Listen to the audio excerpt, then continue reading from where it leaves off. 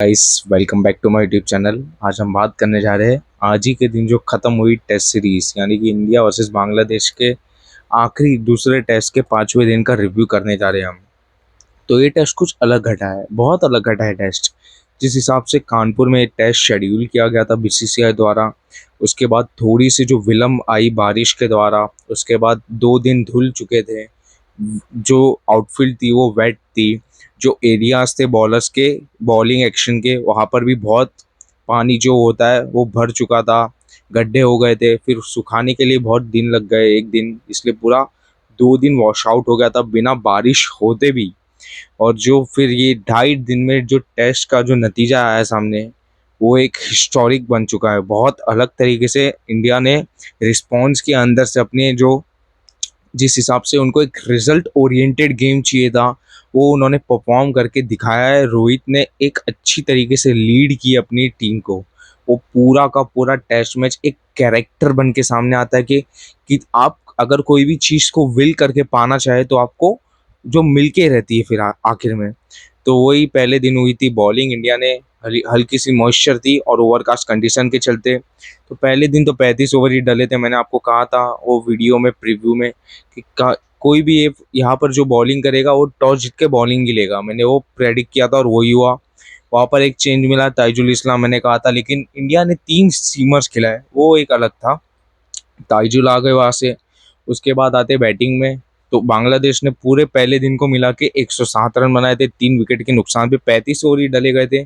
उसके बाद दोनों दिन धुल गए। चौथे दिन का खेल होता है और 5वें दिन का आधा खेल, यानी कि मैं कहूँगा एक सेशन खेल। तो कितना 2.5 दिन में एक रिजल्ट ओरिएंटेड मैच लाना बहुत अलग बात होती है। और वो आप कह रहे हो चौथे 5वें दिन की विकेट होती ही नहीं है, ये आप देखोगे तो तीसरे दिन की विकेट थी आज। तो इसमें कुछ क्रैक्स नहीं थे, थोड़ी सी हल्की सी जो लो बाउंस की विकेट होती है इसलिए टर्न मिल रहा था और थोड़ी सी सीम पोजीशन मिल रही थी ओवरकास्ट कंडीशन के चलते। बाकी आपकी स्किल सेट यहाँ पर दिखती है कि आप किस हिसाब से वो लेंथ पे गेंद पटकोगे तो वहां पर कैसी हरकत होती है और जिससे आपको विकेट्स मिल सकती है। तो बांग्लादेश के बॉल सीमर्स तो कुछ कर ही नहीं पाए, उनको मार पड़ी। जैसे ही पहला सेशन आया चौथे दिन का, वहाँ पर ऑल आउट किया हमारी इंडिया ने बांग्लादेश को। मोमिनुल हक ब्यूटीफुल इनिंग्स खेली उन्होंने, बहुत अच्छी तरीके से रिस्पॉन्स किया। वो एक अच्छी बैटर्स है, बांग्लादेश के अच्छे बैटर है जो पहले से पुराने चावल है वो भी। जैसे हम बात करते मुशफिक और रहीम की, हम बात करते शाकिब अल हसन की, जैसे भी बांग्लादेश क्रिकेट के बैटिंग की थोड़ी सी बात आता है। अब महमदुल्ला की बात करते हैं, तो ये मोमिन अलग एक वही कैलिबर का प्लेयर है जो टेस्ट में बांग्लादेश को अपने बलबूते पे बैटिंग, जो एक रीढ़ की हड्डी होता है, वो ये बंदा है। जिस हिसाब से उसने परफॉर्म किया है इस टेस्ट सीरीज में, 100 मारा, अच्छा परफॉर्म किया है। स्वीप पे स्वीप मारते जाते, स्वीप खेलना बहुत मुश्किल होता है क्योंकि उनकी हाइट थोड़ी सी छोटी है। तो वो थोड़ा सा बैट के स्वीप मार सकते हैं, क्योंकि आप खड़े खड़े फिर उस स्पिन को कैसे आप टैकल कर पाएंगे। वो एक उन्होंने अपना रास्ता ढूंढा और स्वीप खेली अच्छी तरीके से, 100 रन मारे।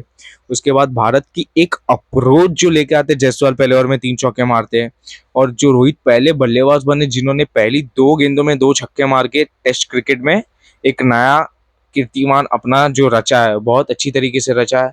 रोहित ने संदेशा दिया है कि मैं यहाँ पर जीतने आया हूँ, मैं ये टेस्ट मैच को ड्रॉ या फिर बचने नहीं आया हूँ। बचने की तो बात ही नहीं होती, और सामने वाले बांग्लादेश लोग बच रहे थे, लेकिन वहां पर एक जो इंटेंट होता है वो दिखा हमें स्टार्ट से। मारते गए 10 ओवर में 100 रन, 3 ओवर में 50 रन, जिस हिसाब से इंटेंट चला। कभी कोई लो होती है तो बोल्ड हो गए, जहाँ पर रोहित शर्मा बोल्ड हुए। हसन, जो Mehidy Hasan Miraz is also top performer, जो बांग्लादेश के लिए बहुत अरसे से अच्छी तरीके से परफॉर्म करते आए। 250 टेस्ट विकेटें बनने की, ये आप भूलिए मत। बहुत अच्छा परफॉर्मर है वो।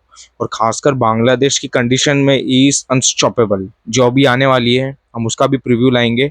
जो बांग्लादेश जो खेलने वाले साउथ अफ्रीका बांग्लादेश में आगे ढाका और चट्टोग्राम में, he is going to not, मतलब शाकिब फिलहाल उनका आखिरी टेस्ट सीरीज होगा या फिर ये मैच था आखिरी, वो पता नहीं, लेकिन तो फिर वो लीड करेंगे स्पिन अटैक को विद ताइजुल इस्लाम।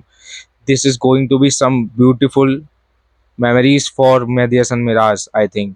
बहुत अच्छी तरीके से परफॉर्मेंस देते आते हैं और लोअर ऑर्डर पे भी अच्छे बल्लेबाज है, बॉलिंग ऑलराउंडर, बैटिंग भी अच्छी करते हैं। बहुत अच्छा प्लेयर है वो, बहुत सर्वगुण संपन्न है, 3 फॉर्मेट का प्लेयर है वो, अच्छा खेलता है।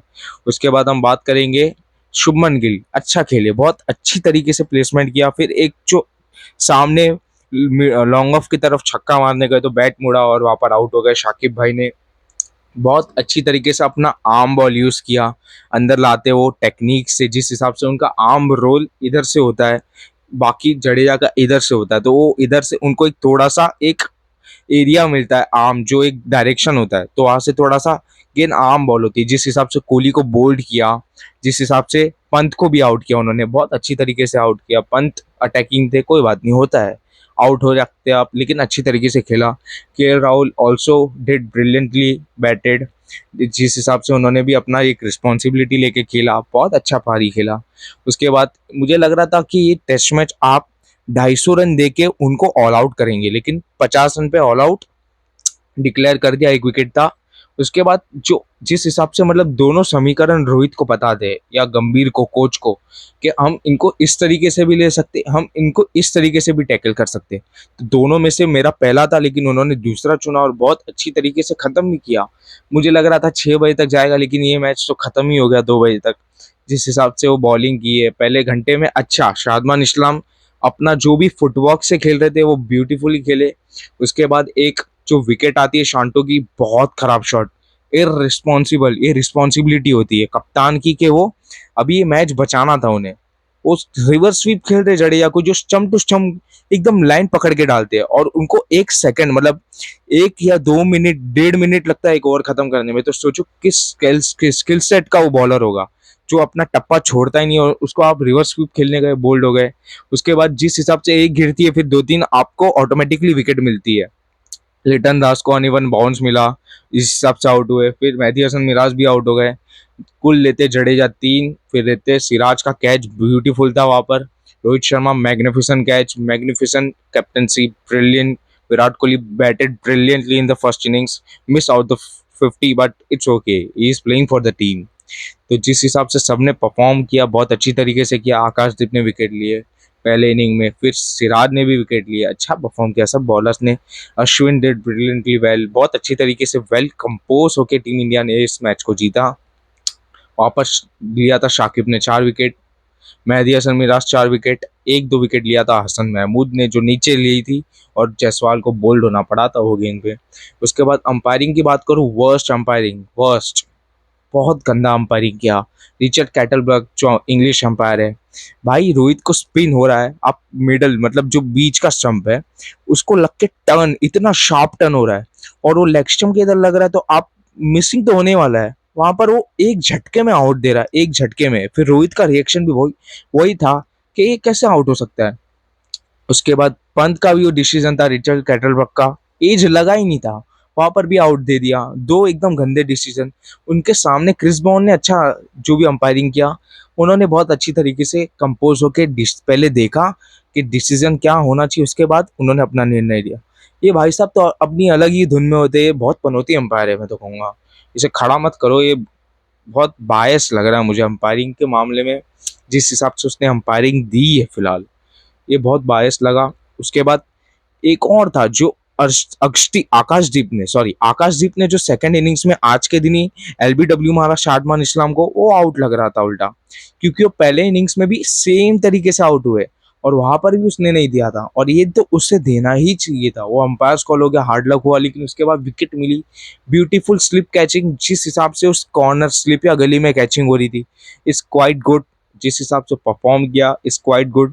अब तो पहले नंबर पे ये India with 74 or 75% PCT percentage in the upcoming WTC league final. तो इंडिया तो पहुंचेगा अगर न्यूजीलैंड को स्वीप दे दे क्लीन। उसके बाद देखते हैं ऑस्ट्रेलिया, और रेस में होंगे बांग्लादेश और श्रीलंका।